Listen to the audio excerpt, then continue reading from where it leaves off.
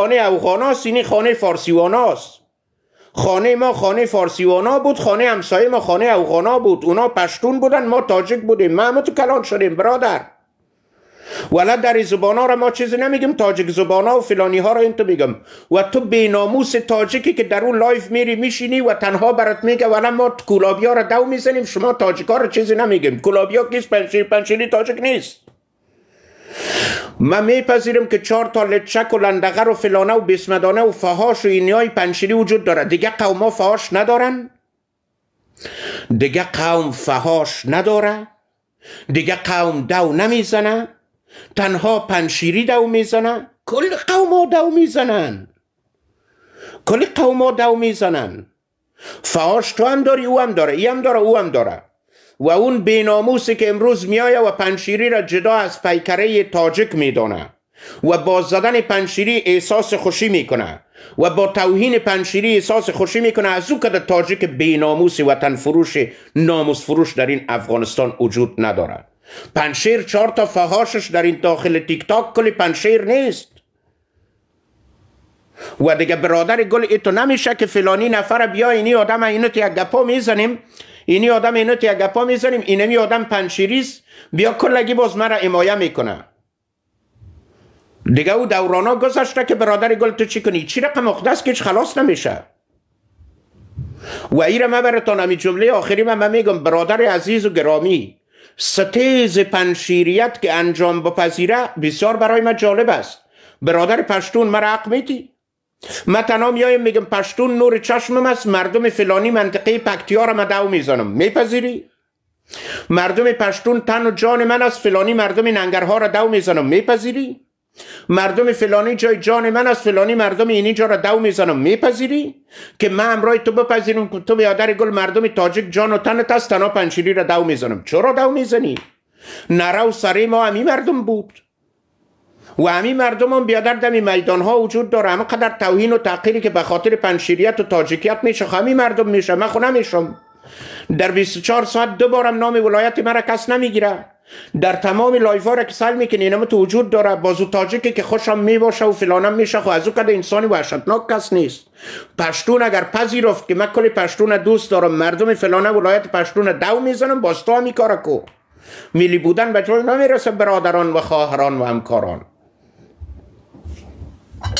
بنابراین از دوستان و ارجمندان و گرامیان خواهش میکنم که اینجا حرف ما مشخص است.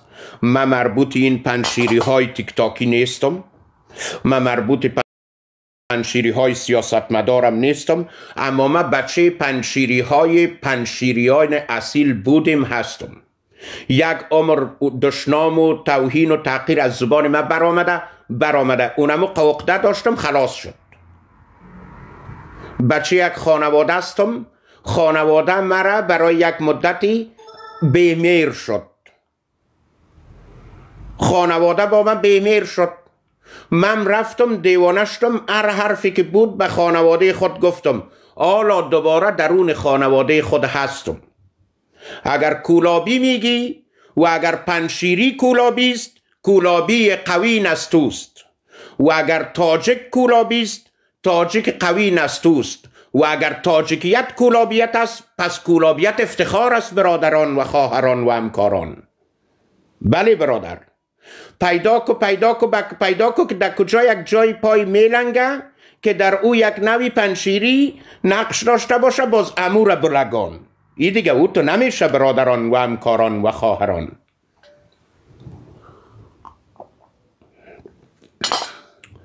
هر روز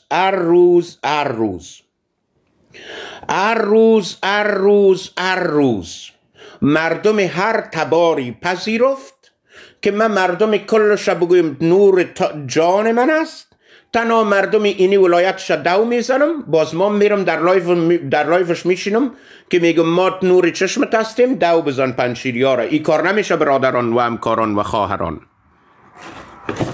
آره هموطنان گرامی و ارجمند، فلانی صاحب یک جای شیشته، اولا خواهی احمق ترین افغانای مهاجر، بی سوادترین افغانای مهاجر، بی نام و نشانترین و ایلایی ترین پخالترین چیای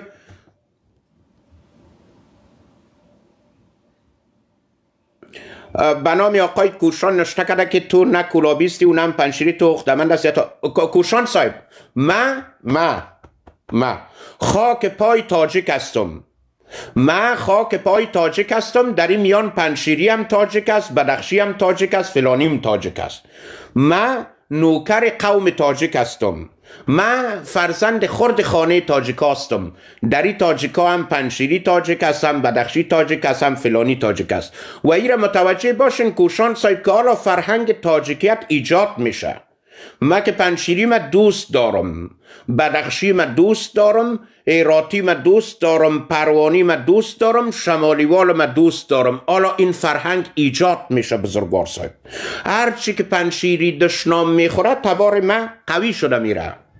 من بسیار خوش هستم که اگر شما مردم دره پنشیر نمی بودین واقعا فراموش شده بودیم. به خدا واقعا فراموش شده بودیم. پس خیما یکی و خلاص چوزوی بدر داورد روزگار، چوزوی بدر داورد روزگار، دگر عضوها را نماند قرار.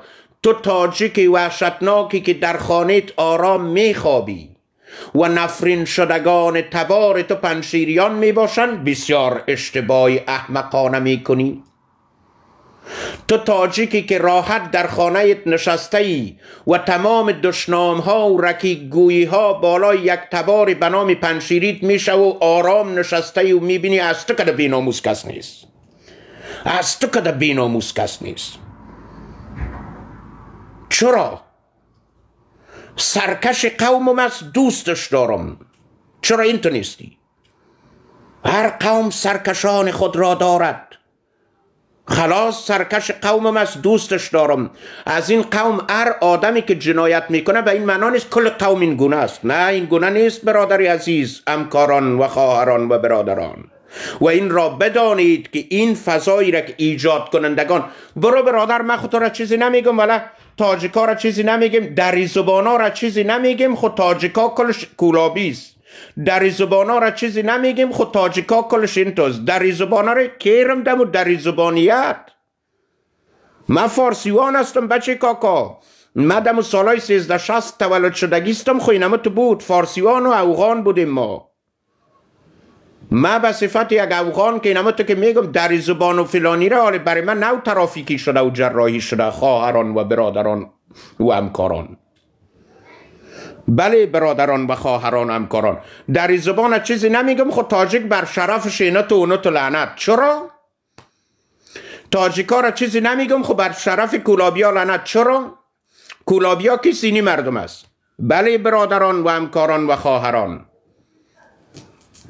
و این را بدانید بزور نیلالا بگی که گویت دو فلانه رفت در سر تخته دیگه گویت رفت. زور ایلاک و گپ زورمور ایلاک بچه می وطنی نیست که با زور یک روز دو روز سه روزی وطن افغانستان است. از یک نفر کاکای یهودی که باقی مانده بود زوردار است تا به پشتون و تاجیک و کلش. تو وطنی نیست که کسی کمزور کسی زوردار باشه.